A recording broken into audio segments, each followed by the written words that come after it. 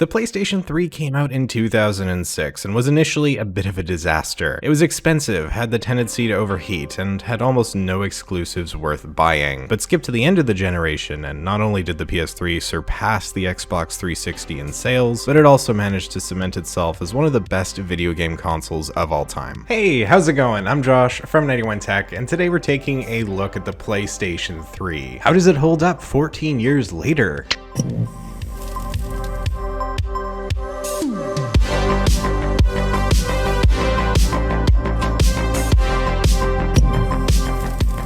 In this video, we're not going to be just talking about how the PlayStation holds up today, but some of the history as well, because honestly, I find it interesting. I actually never had a PS3 when I was younger. I went straight from the PS2 to the Xbox 360, but my cousin did, and we played it a lot, so I always had a soft spot for it. It's pretty interesting to see the contrast between how it was viewed at the start of its life versus the end. It went from the Xbox 360 being the obvious choice to the PS3 being a no-brainer. This was due to multiple reasons. The PS3 always was more powerful, but the architecture was confusing, and the 360 performed better for most of its lifespan. The PS3 had Blu-ray, which was awesome and a big reason it's in the mainstream today, but it wasn't really utilized a whole lot until the early 2010s. And then of course there are the amazing exclusives like Uncharted that weren't out at the console's launch. But let's back up here and talk about the three main designs of the PlayStation 3.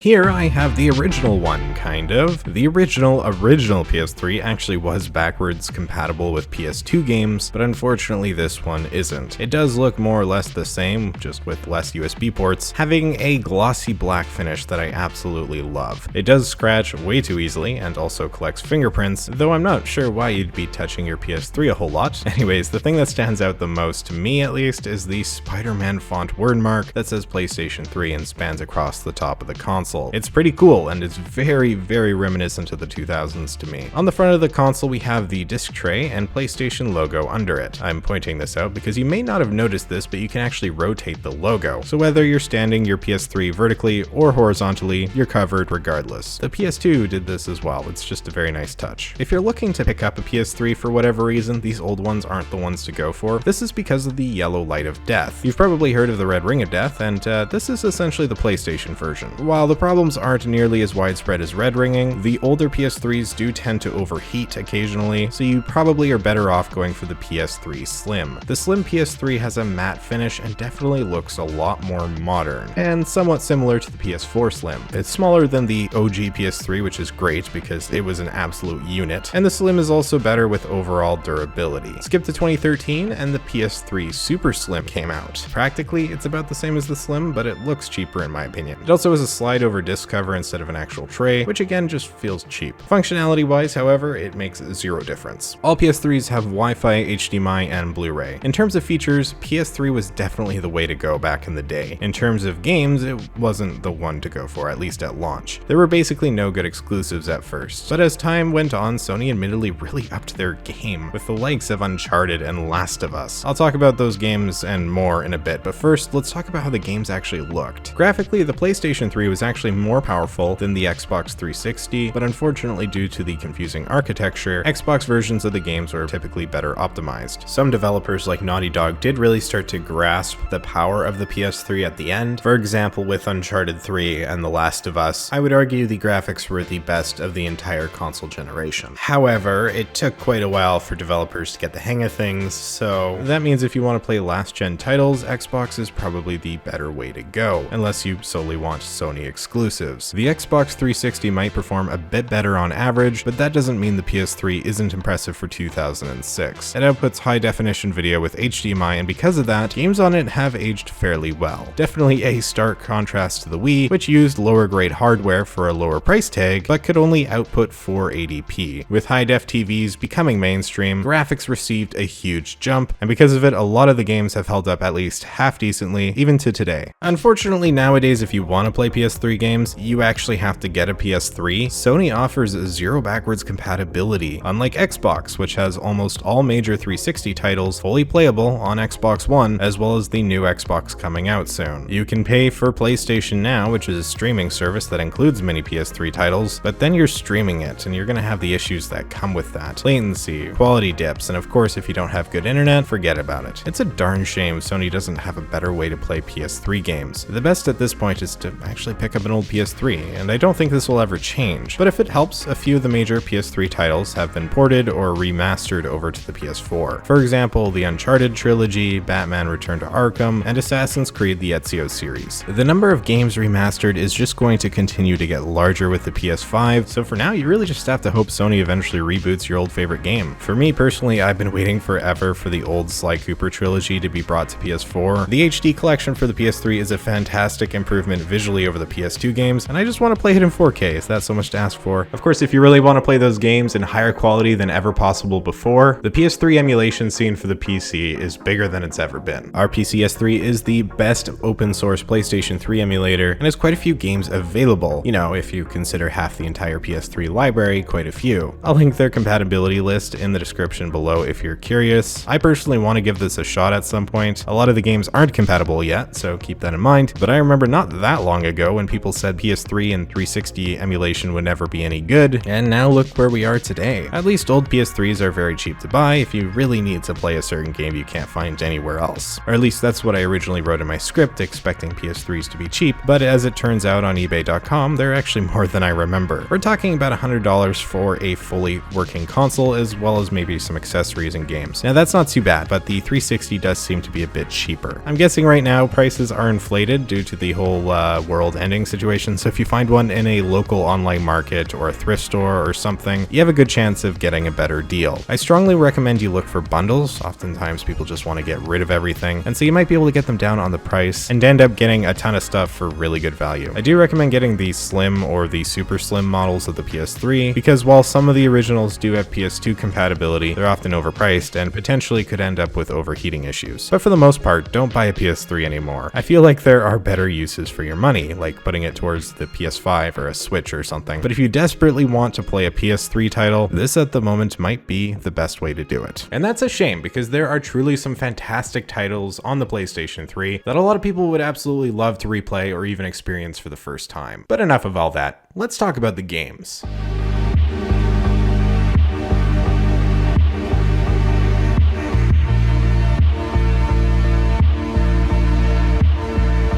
The PS3 might have had a rough start, but by the end of the generation, some would argue it completely outdid the 360 in games. You had the Uncharted series, Last of Us, Infamous 1 and 2, Little Big Planet, Killzone, Gran Turismo 5 and 6, and lots of classic HD collections for series like God of War and Sly Cooper. And then you have all the other big generational titles on top of that, like Mass Effect, Red Dead Redemption, Skate 3, some of the older classic Call of Duty titles, BioShock, and so many more. While buying a PS3 might not be as cheap as one would expect, the games actually typically are, and you can find them in GameStops and the like for dirt cheap. While the graphics might be older, there's no doubt that you could still have hundreds and hundreds of hours of fun with a PS3 if you really wanted to. The gameplay on this console absolutely holds up. What's not quite as important as the games themselves, but is still very essential, is how you play them. The PlayStation 3 has the DualShock 3 controller, which basically looks like the PS2 controller with the cord cut off. While I appreciate this controller for nostalgic reasons, it's hard for me to enjoy it anymore. I much prefer the PS4 controller. It's larger and feels better to hold and use, at least in my hands. This is all personal opinion, and if you love the PS3 controller, that's totally fine. It does have a rechargeable battery built in, which could be seen as a big advantage. After all, you can just charge it from the console and not worry about AA batteries. Unfortunately though, because the battery isn't replaceable, a lot of these older controllers don't have very good battery life anymore and will need to be plugged in quite frequently. While this controller might be very of the era, it did have some neat motion control features that the 360 didn't have, and at the end of the day, the controller got the job done, even if it isn't my favorite of all time. And how can I mention motion controls without talking about the PlayStation Move, Sony's attempt to cash in on the Wii craze? The PS Move wasn't very good, despite a few cool games, and ultimately failed, much like Microsoft's attempt with the Kinect. Interestingly though, the PlayStation Move controllers are still being used today with PlayStation VR, and I find that pretty cool. One major benefit of the PS3 has always been free online play. Xbox Live on 360 was paid, and so by opting for a PS3, you were saving some decent money. It's still free to this day, and some old games have small communities, although not very many anymore. The PS3 is slowly losing some functionality, like by June 30th, apparently you won't be able to message PS4 users, but at the moment, at least online play is fully intact for the PS3. There are still things you can use the PS3 for. Netflix and YouTube both work, for example, although newer streaming apps like Disney Plus don't. In theory, this could be used as a media hub for your TV, but because it only outputs up to 1080p, I definitely don't recommend buying one specifically for that. Both the PS4 Slim and Xbox One S can output 4K video, and then of course you have an unending amount of other options like Apple TV and Roku, and so on and so forth. Still though, if you have a PS3 already and have an older TV, it still totally works for the basics. And the UI for the PS3, ooh man, the XMB interface is honestly by far my favorite interface of any console ever. And this is coming from someone who didn't grow up with the PS3, so it's not just purely nostalgia speaking. It runs at a native 1080p, and back in the day, and even now, it just looks so crisp. I don't hate the PS4 UI, but this in my opinion is absolutely the gold standard. So can you still use the PlayStation 3 14 years later? Of course. Is it still fun? Absolutely. Is the core functionality still there? Yes. Is there still an online player base? Not really, but there are still small communities for certain games. Should you go out and buy a PS3 anymore? No, you shouldn't. Again, unless you're really desperate to play a game you just can't play on PS4, there isn't a whole lot of point getting a PS3 besides collector reasons. That said, the PS3 still manages to impress all these years later and can still provide a really great time for the user. Yes, it is nice to be able to play 360 titles on your Xbox One, but I'll say it, there is a certain charm to pulling out your old PS3 instead of just popping the game into the PS4 or whatever. It's nostalgic. Not that I'm defending Sony for their lack of backwards compatibility, I still would much prefer the convenience of that. The PS3 definitely pales in comparison to what we have today, and what's coming on the horizon with the next generation of consoles, but despite that, when you turn it on and you play it, it doesn't feel old. And that's amazing. Sony did a great job with making this thing future-proof. Wi-Fi?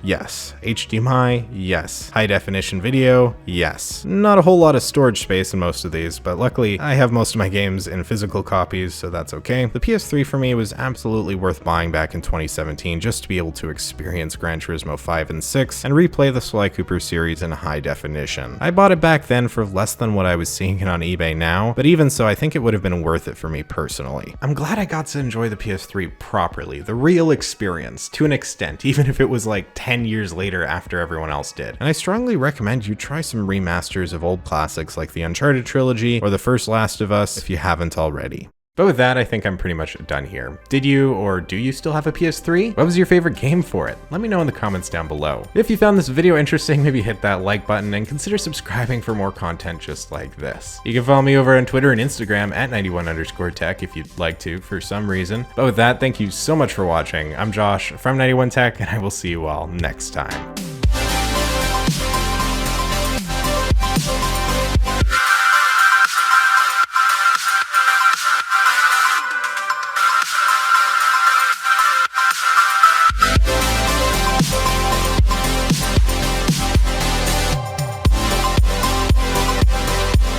Well, if you made it this far into the video, I'm impressed, honestly. You even watched the outro. That's pretty cool. So what you're seeing on the screen here right now, I suppose I should explain it, was my attempt to emulate the PS3 XMB interface. I couldn't find good 1080p footage of the interface being used, and my capture card wasn't working, so I was trying to just emulate it myself, and this was the result. So needless to say, I couldn't get things working. But yeah, that took forever, and I spent way too much time. Anyway, just thought that was kind of funny. Thought I would share it right at the end here for all the faithful subscribers who accidentally forgot to close the video because they left it on in the background. Yeah, okay. Thanks for watching, guys. I'll see you in the next one.